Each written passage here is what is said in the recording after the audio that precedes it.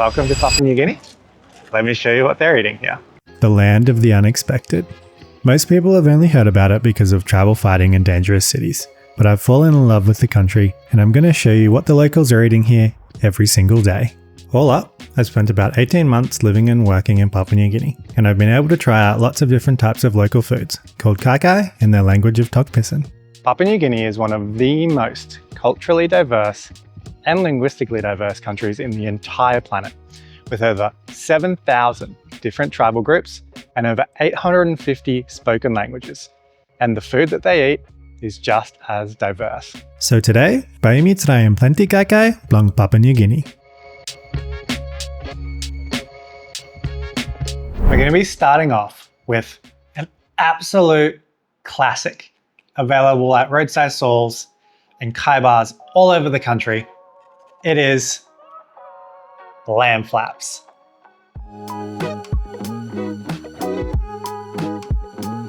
So I asked my Papua New Guinean friends where the best lamb flaps in town are, went and got them, and now I'm going to try them out with you.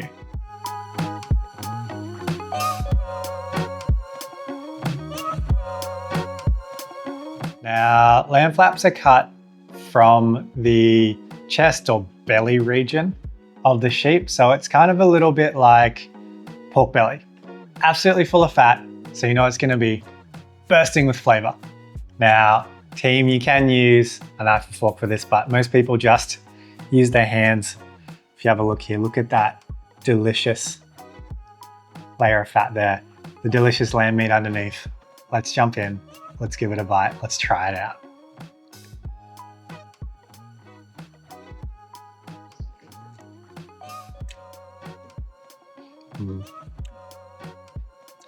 That is seriously so good.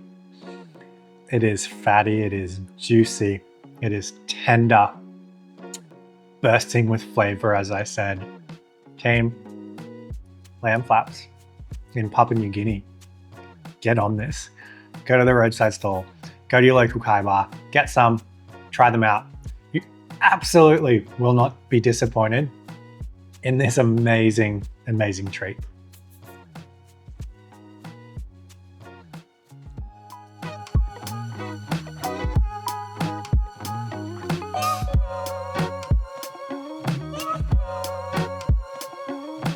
Just be careful, they normally do come with a few bones in them here and there, so just be aware, don't bite in too hard.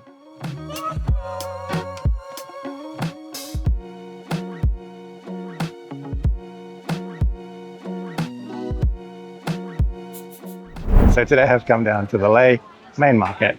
I'm trying to find myself some Kulau, which is some coconut. Let me tell you all about it. So it's not specific to Papua New Guinea, but I think that the coconut here is probably the best anywhere that I've had, and I've been to a lot of tropical islands in my time. So let's go find some Kulau and try it out. Which one now? Tubla. Let me get some tubla, please. Get that one.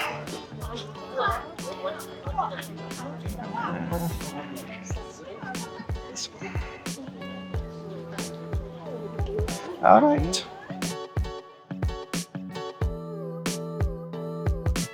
Now, everyone knows the best way to drink one of these bad boys is to put it in the fridge. So, let me get it chilled and then we'll drink it together. So, this bad boy's had some time to cool down in the fridge. It's an absolute scorcher out here today, so a nice cool out. It's gonna be great to have today. Now, I didn't show you me opening this bad boy on camera because it's a little bit embarrassing. I'm not very good at it, and I don't want anyone else to be embarrassed about it as well. So what I'm gonna do is I'm gonna drink it.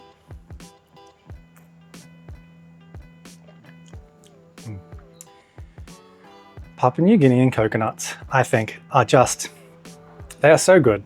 They're lightly sweet. They are not too salty. They're a little bit salty, but in the good way. And they are just absolutely delicious. So team, if you're in Papua New Guinea, the Kulau, you definitely need to try that. This one cost me just 1 kina, which is about 40 Australian cents, which is damn cheap. There's about a litre, probably a bit over a litre of fluid in here. It'll hydrate you, it'll keep you cool, and it'll be absolutely delicious.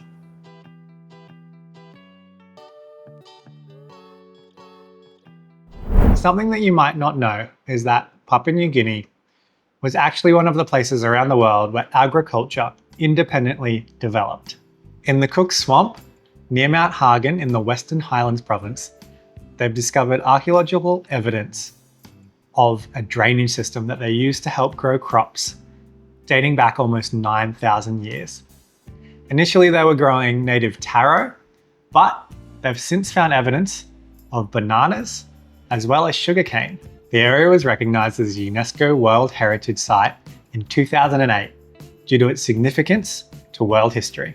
Now, today I'm not going to be trying out taro, bananas, or sugarcane, but I am going to be trying out something that is equally as important to the Papua New Guinean diet.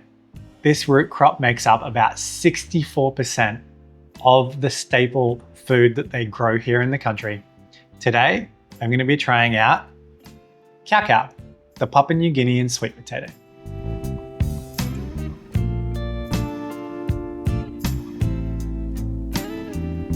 Now, I've got what they refer to as a carrot cacao here with me today.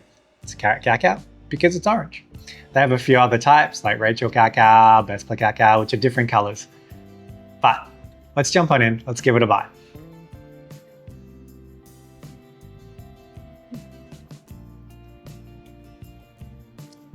Not too bad. Tastes like a sweet potato. It's a bit dry. It's a little woody, but sweet potatoes they grow out in the islands get like that. There's not necessarily a lot of water that they use up. But nonetheless, this bad boy is going to fill you up, packed full of nutrients. Absolutely great for you. And they're relatively easy to grow. So, cacao, absolute staple of Papua New Guinea. Something you cannot leave this country without trying. Go down to your local roadside store, go down to your kai bar, ask one of your friends for some cacao, and give it a go.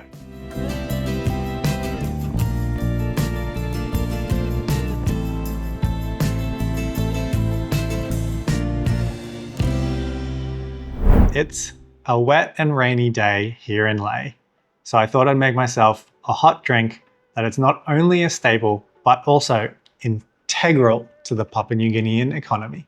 It's estimated that about half of all of the rural populations are involved in some way in the growing or harvesting of coffee, so it really is a major part in a lot of people's lives.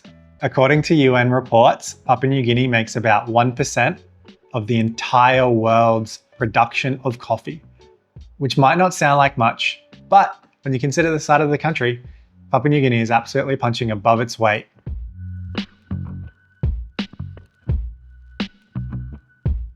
The most common way people enjoy coffee here in Papua New Guinea is in the form of 3-in-1, which is individual sachets that contain coffee, creamer, as well as sugar. Everyone has their own favorite brands, but today I'm going to be trying one that is made right here in Lae in Papua New Guinea. It's the classic, original Nescafe 3-in-1.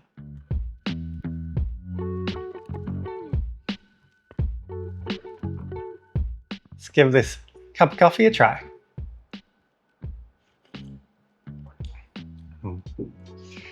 It's creamy.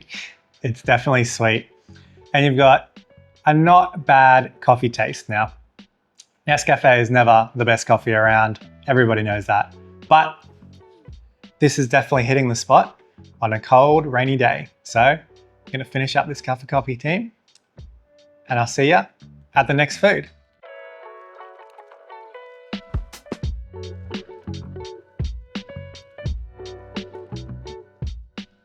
Ladies and gentlemen, it is lunchtime, and today I've gone down to my local kai bar and grabbed myself a classic Papua New Guinean lunch. Today, I've got some kakaruk, some banana, some kumu, and some cacao. All right, let's jump in and let's give all this stuff a go.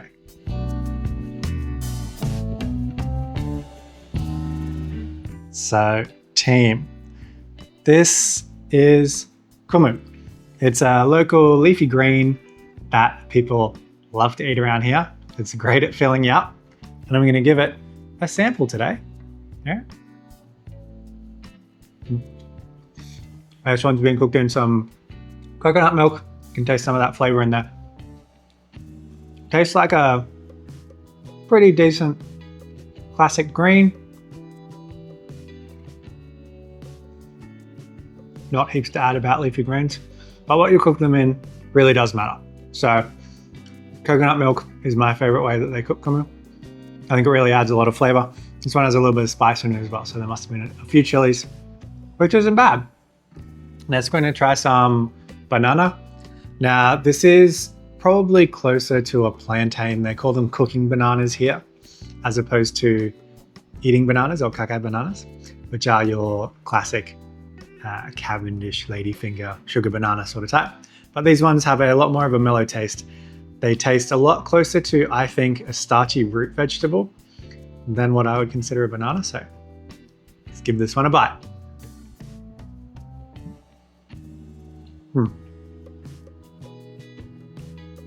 Yep, that's your classic starchy, delicious banana. It has been cooked in coconut milk again, which is delicious. Ooh, it's a very nice banana. Now, the last vegetable that I'm going to try from this place today is the cacao. Now, I've talked about it a bit earlier in the video, so you should be all over cacao, but let's try how this one is. Yeah, cacao tastes a whole lot better when they've cooked it or boiled it in coconut milk. And this one definitely has. So it's sweet, it's flavorful, it is delicious, and it's definitely worth trying out. So good. This sort of meal normally comes with a protein type. You can get fish, you can get lamb flaps, which we've tried a bit earlier, and you can also get kakaruk, which is chicken. So I've got a quarter of a chicken here. Let's jump in, let's give it a bite.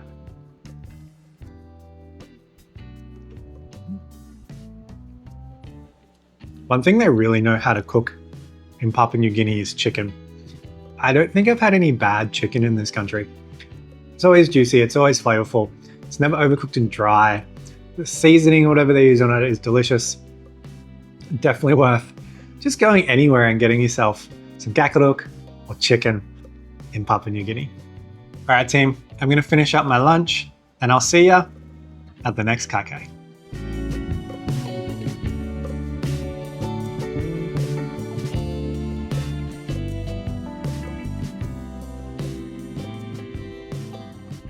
Ladies and gentlemen, this next one isn't just here in PNG, it's an absolute classic all across the Pacific. Today I'm going to be trying out ox and palm corned beef red. Corned beef is pretty much a staple in plenty of Pacific countries, particularly in PNG. This is PNG made. They make it right here in the country and people absolutely love it. They eat it in a variety of different ways. You can have it straight out of the can. Plenty of people put it on a biscuit, like a hardtack style thing. And a lot of people also fry it up, mix it with a bunch of vegetables and have it with rice. So today I'm going to be cooking this up and having it with some rice. But first I'm going to get some out and try it just on its own.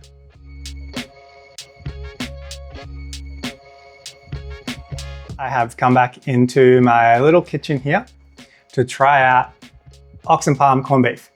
So let's open her up, let's try it out.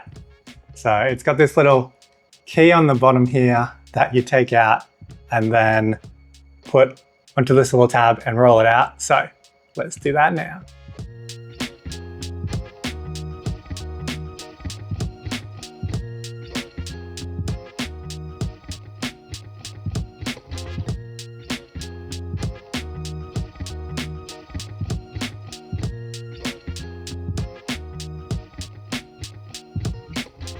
Team, I'm going to be fairly honest here.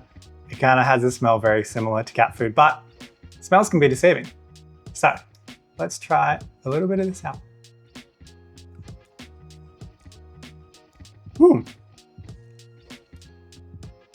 It's actually not that bad. Tastes very much like beef, but a very fatty beef. Corned beef is, or bully beef as they call it, is very high in fat, very high in saturated fat, as well as salt. It's definitely salted, definitely fatty. So what I'm gonna do is I'm gonna fry this bad boy up with some cabbage, some onion and some garlic, a little bit of soy sauce. It's one of the ways people do it here with some vegetables. Add it to some rice, and then I'm gonna have that for my lunch today.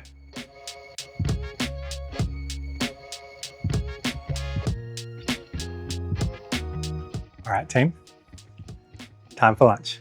Let's give this a red hot crack. So, got some rice, some corned beef, got all the ingredients here. Bon appetit.